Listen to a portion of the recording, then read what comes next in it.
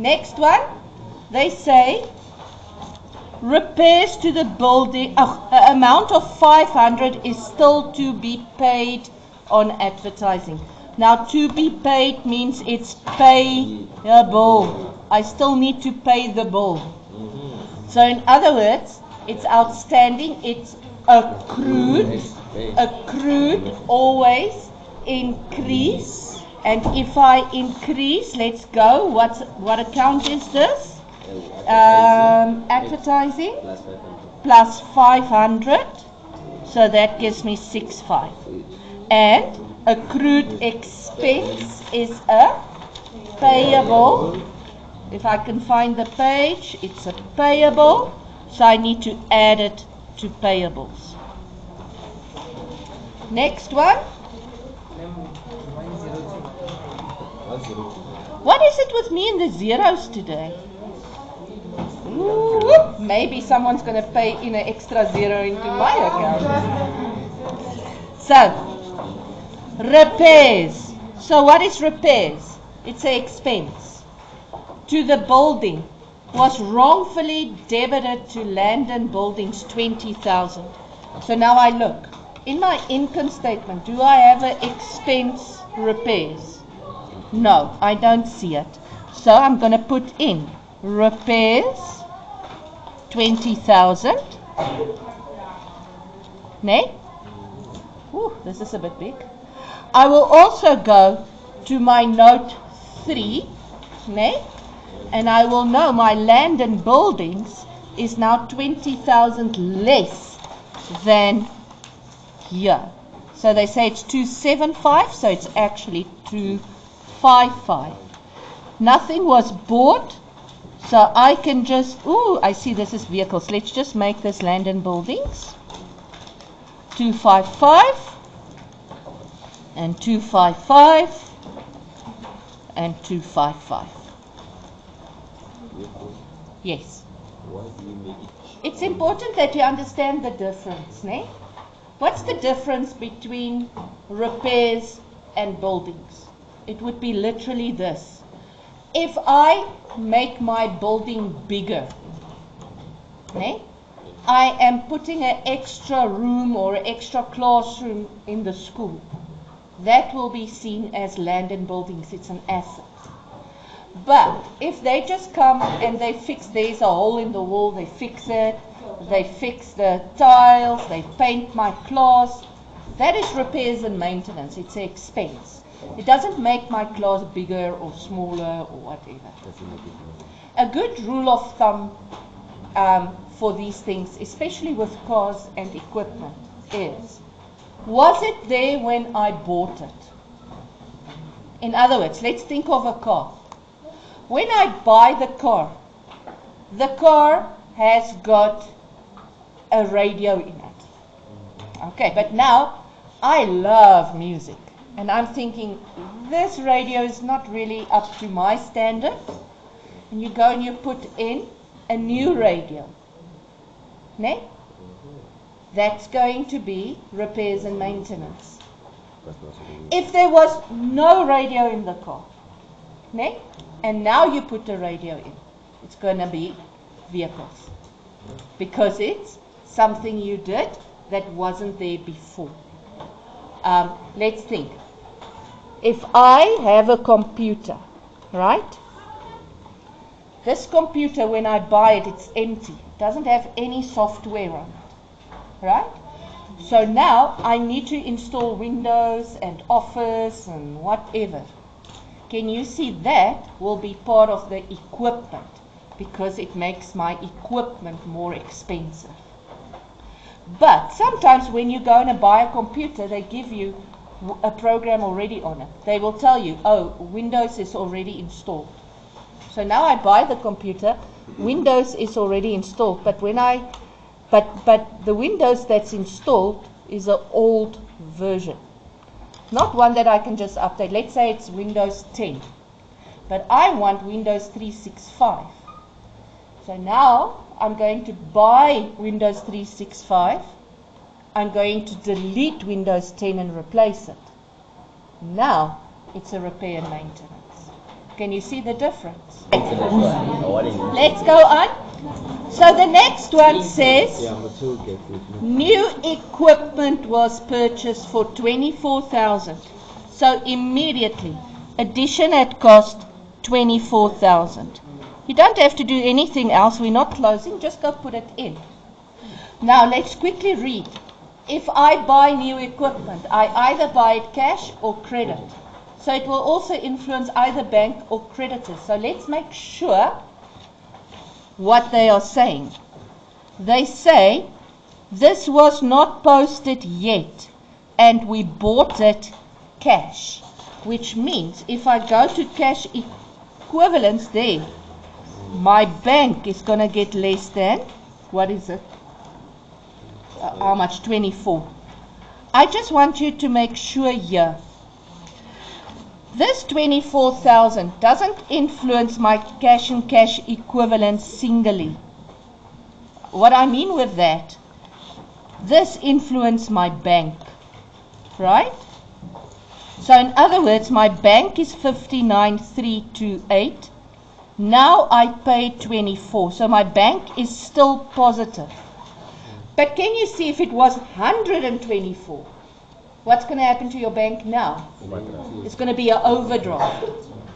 But can you see, I will still have my petty cash and the fixed deposit. So I can have a cash and cash equivalence and a bank overdraft. Because my cash and cash equivalence is not only bank. Do you understand the principle there? It's really important that you realize this. Your cash and cash equivalence, please stop talking, is your bank, your petty cash, your cash float, if you have a savings account, and if your fixed deposit are going to mature. They are independent. These guys are independent of the bank too. Right?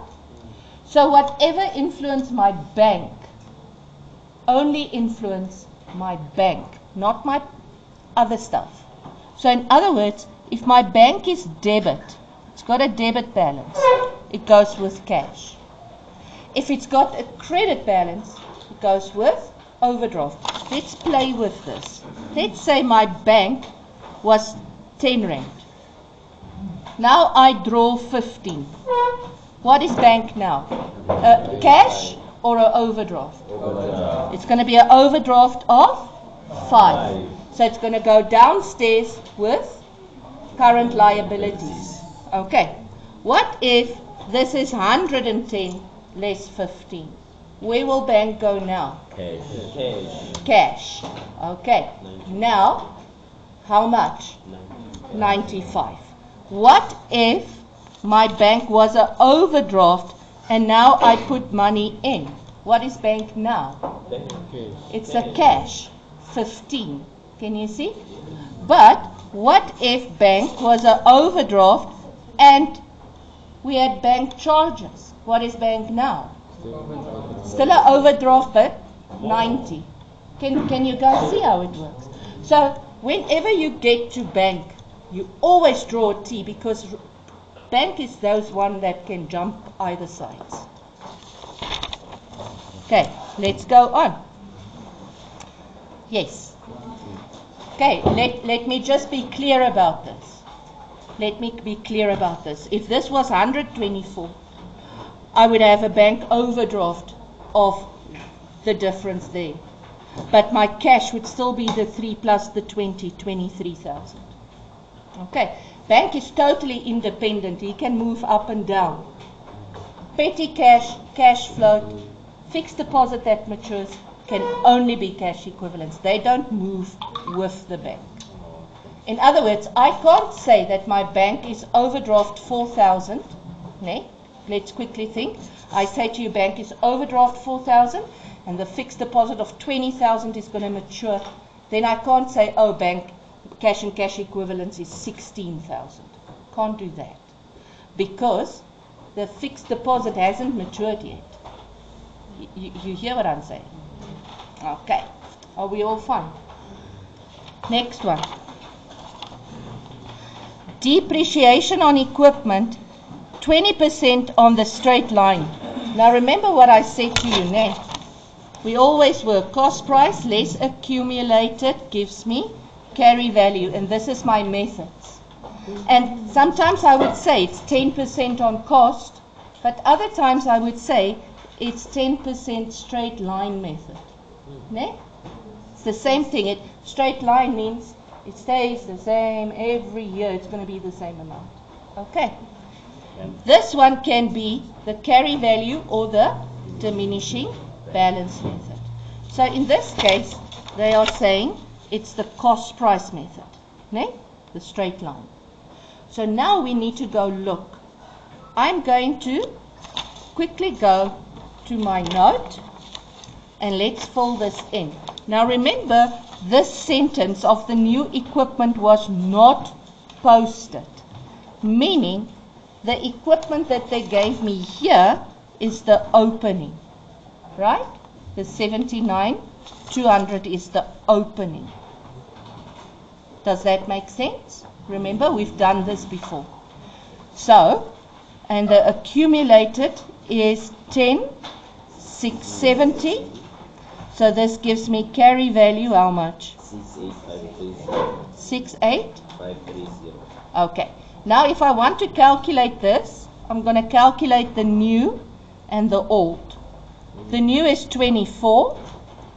It's 20%. When did I purchase the new?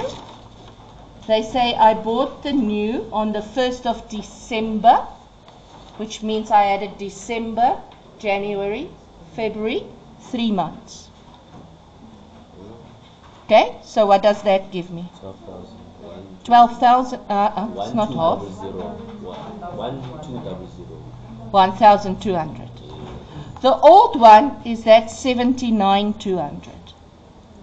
And I added the whole year, and that will give me 1,540. And that's my depreciation. How much is that? 17040. Okay. And then if we do it Jobu's way, we block on top. 69. So this is positive 6960. Now I say 68 plus 69 gives me 7. 5490. Okay. The 79 plus the 24 gives me what? 103,200. And 75 less 103 gives me 27710. And you can see if this is right by saying the 17 plus the 10 also gives me the 27. Or the 75 less the 103. Okay, so now I know I've got depreciation of depreciation. I don't know where to put it in. I don't have enough lines. I'm going to put it here at the bottom. Depreciation 17040. Now, if you were to do note 3 as well, you can just write that because it will give you a bagel. If I didn't ask you note 3, please go and write the two different ones. The 12, which would be 2 marks, and the 15,840, which would be 1 mark, and maybe even a bagel. Okay, you guys still with me?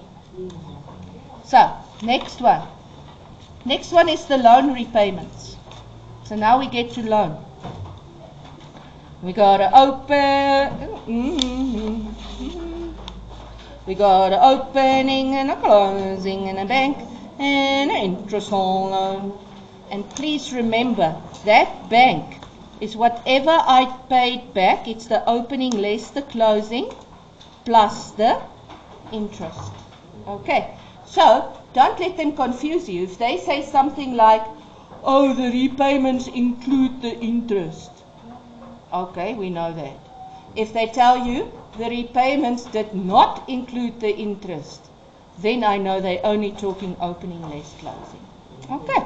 So let's see. My opening is 103. My closing is 90. My repayments was 23. So now I balance and it gives me 10,000.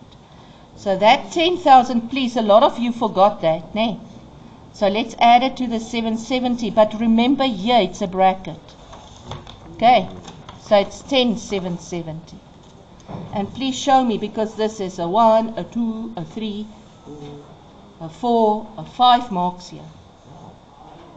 Okay. Now, if I go to my face, if I can find my face, yeah. Non-current, I have loan ABSA. What do? I take the closing less the short term. They tell me the closing is 90, and they tell me next year I'm paying back 10. So this gives me 80. And very important, that 10 also goes to short term. Can you see it's the same principle we apply with the fixed deposit maturing? You subtract it from the non-current and you add it to the current.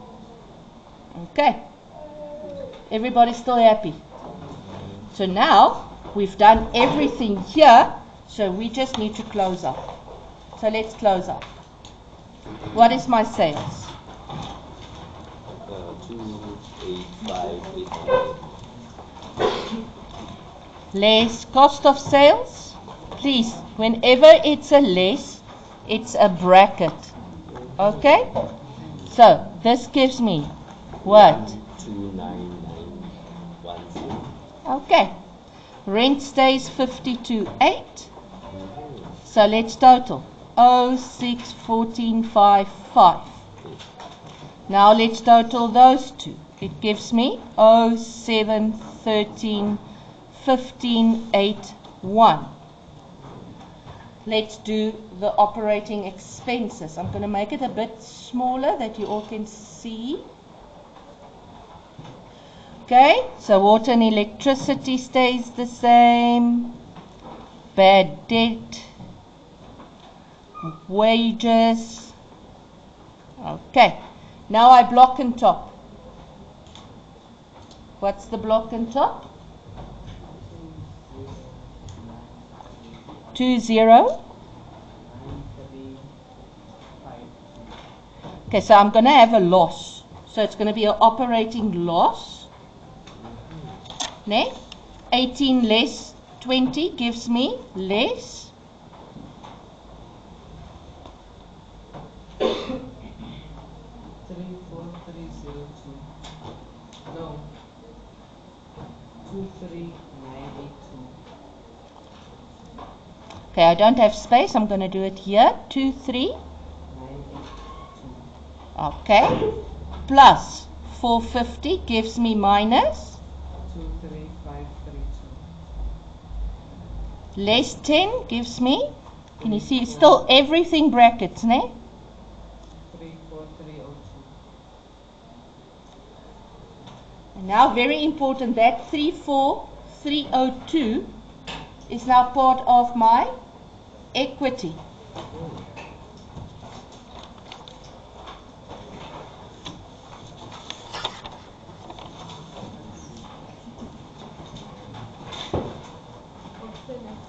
Okay. So, I so far have here my capital, And why are you plussing it if it's a loss?